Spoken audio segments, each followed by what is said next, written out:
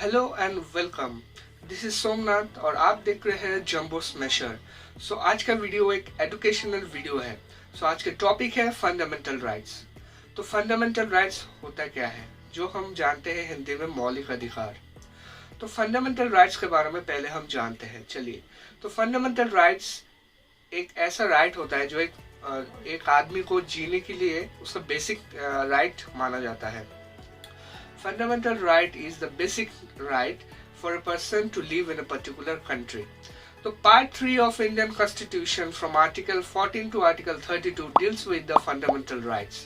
Our fundamental rights are the mostly elaborated fundamental rights which is mentioned in our Constitution. तो हमारा जो fundamental rights है वो इतना इलेबोरेटेड है, वो बाकी कंट्री का कॉन्स्टिट्यूशन से भी ज्यादा इलेबोरेटेड है। तो हमारा फंडामेंटल राइट्स में पहला राइट आता है right to equality, which deals with article 14 to 18। तो क्या कहता है right to equality? Right to equality deals with equal opportunity to everyone on the basis of their merits. अब ऐसा नहीं है कि किसी को नहीं आता है उसी को नौकरी मिल जाए और किसी को आता है उसी को भी नौकरी मिल जाए। तो इसमें क्या होगा, जिसको आता है, जिसका क्वालिफाइड है, जिसको जो नौकरी मिलने का डिजर्व करता है, उसके साथ इनजस्टिस होगा, और जो डिजर्व नहीं करता है वो भी मिल जाए तो हम जानेंगे राइट टू इक्वलिटी में क्या क्या होता है। राइट टू इक्वलिटी में इक्वल अपॉर्चुनिटी टू एवरीवन। जैसे मान लीजिए यूपीएससी का सिविल सर्विस एग्जाम का सबसे निम्नतम जो क्वालिफिकेशन होता है वो ग्रेजुएशन होता है। अब कोई लड़का अगर 12 पास करके यूपीएससी का एग्जाम देता है तो इसके लिए वो इक्वल अपॉर्चुनिटी टू एवरीवन नहीं हुआ, तो इसके एक बायसनेस हो गया है। जो ग्रेजुएट होके दे रहा है उसके साथ बायसनेस हो गया है। तो right to equality of fundamental rights in Indian constitution deals with that particular thing, ताकि किसी को बायसनेस ना हो। तो हम जानेंगे second right in fundamental rights. तो second right in fundamental right is right to freedom. तो राइट टू फ्रीडम कौन सा आर्टिकल में आता है? Right to freedom article 19 to article 22 में आता है। चलिए देख लेते हैं इसमें।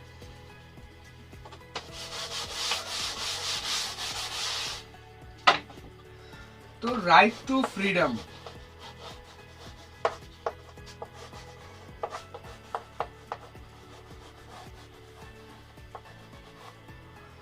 Article 19 to article 22। तो फ्रीडम मिल गया तो जैसा तैसा कुछ भी करेंगे, तो वैसा नहीं है। तो इसी चीज को रोकने के लिए कुछ लिखित नियम होता है, तो उसमें आता है राइट टू फ्रीडम। तो राइट टू फ्रीडम क्या कहता है, चलिए जानते हैं। आप फ्रीडम के नाम पे कुछ भी करेंगे वो नहीं होगा। यस, फ्रीडम के नाम पे आप कहीं पे जा सकते हैं, और रेस्ट्रिक्टेड एरियाज जो है वहां पे नहीं, ऐसे ही जहाँ पे नॉर्मल लोग जाते हैं। जैसे मान लीजिए आप कहीं पे जाना है, आप जा सकते हो विद इन द कंट्री, ठीक है, विद इन द कंट्री में आप कहीं पे भी जाना है आप जा सकते हो, कुछ भी कर सकते हो, but not harming any other person, not harming any other persons right. तो वही होता है राइट टू फ्रीडम। आपको फ्रीडम दिया गया है पर किसी को आप चोट नहीं पहुंचा पाओगे, किसी का दिल में आप ठेस नहीं पहुंचा पाओगे, वो चीज मेंटेन करता है right to freedom. Right to freedom deals with those particular things which comes under article 19 to article 22. The third right of fundamental rights in Indian constitution is right against exploitation. तो हम चलिए उसमें देख लेते हैं right against the exploitation में क्या कहते हैं।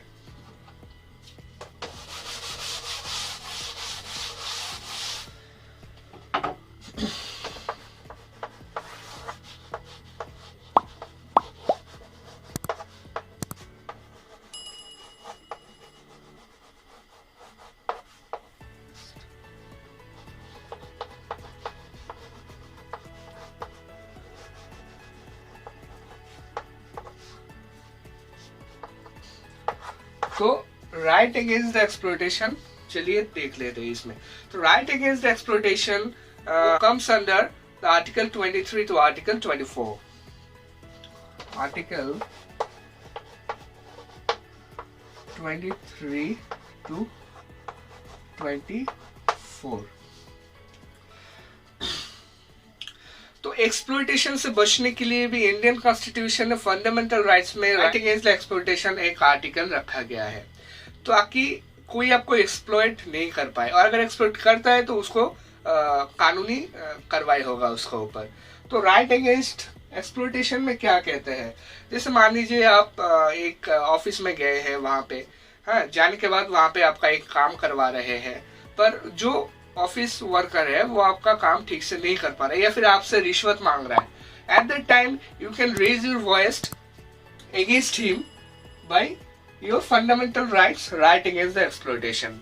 तो इसमें बहुत सारा और भी चीज होता है राइट अगेंस्ट एक्सप्लॉइटेशन में, किस किस के खिलाफ आप जा सकते हैं, क्या कर सकते हैं। तो article 23 to article 24 deals with rights against the exploitation. चलिए देखते हैं fourth right. The fourth right deals with the right to freedom of religion in the fundamental rights. तो right to freedom of religion article 25 से लेकर article 28 में आता है। तो right to freedom of religion होता क्या है वो जानते हैं, तो चलिए देखते हैं। तो right to freedom of religion में ऐसा होता है कि हमारा कंट्री जो है, India is a secular country as we all know that. तो इंडिया में एक से ज्यादा भी रिलीजियन प्रैक्टिस किया जाता है। तो right to freedom of religion आपको अधिकार देता है कि आप नहीं, मेरे को हिंदुज्म पसंद नहीं है, मेरे को बुद्धिज्म में जाना है, क्रिश्चियनिटी में जाना है, जो मुस्लिम रिलीजियन है उसको मेरे को फॉलो करना है, सिख रिलीजियन मेरे को फॉलो करना है। Okay, that completely upon my choice what I will follow or not, but not harming the other religion. So right to freedom of religion deals with these particular things. So let us talk about the next right. The next right है cultural and educational rights, which comes under article 29 and 30.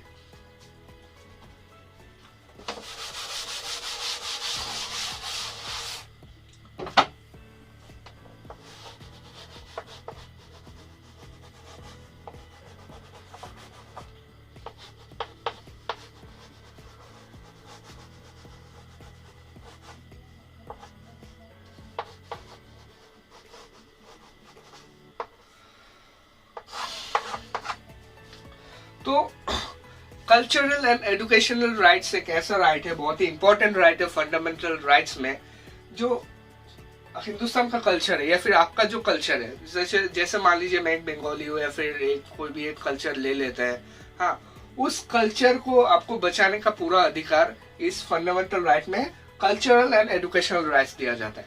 और दूसरा चीज है जो education. तो अभी तो education is birth right ऐसा भी हो गया है, तो एजुकेशन को भी हम इसमें बर्थ राइट के तौर पे, फंडामेंटल राइट्स के तौर पे हम ला सकते हैं। तो हर एक बच्चा को एजुकेशन उसका फंडामेंटल राइट्स में आता है, तो उसके लिए वो क्लेम कर सकता है। So cultural and educational rights के बाद आता है right to constitutional remedies which comes under the article 32। Yes, in between there is one article also which used to be the fundamental rights but now it is in legal rights। तो उसका भी हम discussion करेंगे। उसका है article 31 में right to property. तो क्या हुआ था या फिर क्या मतलब किस वजह से उसको आर्टिकल 31 जो राइट टू प्रॉपर्टी है उसको फंडामेंटल राइट्स से ट्रांसफर किया गया है लीगल राइट्स में। हाँ, राइट टू प्रॉपर्टी जो है आर्टिकल 31 के अंदर आता है। तो right to property used to be in fundamental rights, but इसमें चीज है अब दिखाएंगे, जो 44th अमेंडमेंट एक्ट ऑफ 1978 क्या हुआ था इसमें। The 44th amendment act of 1978 उसमें फंडामेंटल राइट में जो राइट टू प्रॉपर्टी है आर्टिकल 31 से 31 पे उसको शिफ्ट करके लीगल राइट्स में लेके चलाया गया। तो article 300A of legal rights of part 12 in Indian Constitution deals with the right to property। किस में लिखे गया है 300A part 12। तो राइट टू प्रॉपर्टी आफ्टर 1978 वो लीगल राइट्स में चला गया है। क्यों चला गया है? प्रॉपर्टी जो लोगों का जमीन होता है, जैसे मान लीजिए रेलवे का काम करना है तो लोगों का जमीन लेना पड़ेगा गवर्नमेंट को, वहां से रेलवे की काम के लिए, ट्रैक्स बिछाने के लिए या फिर कुछ भी करना है तो कोई भी काम हो, नॉट ओनली रेलवे। तो अभी क्या कर सकता है, गवर्नमेंट अगर ऑर्डर देता है कि चलिए ठीक है मेरे को ये जमीन चाहिए विद मतलब कॉम्पेंसेशन देने के बाद, तो लोगों को वो जमीन छोड़ना पड़ेगा।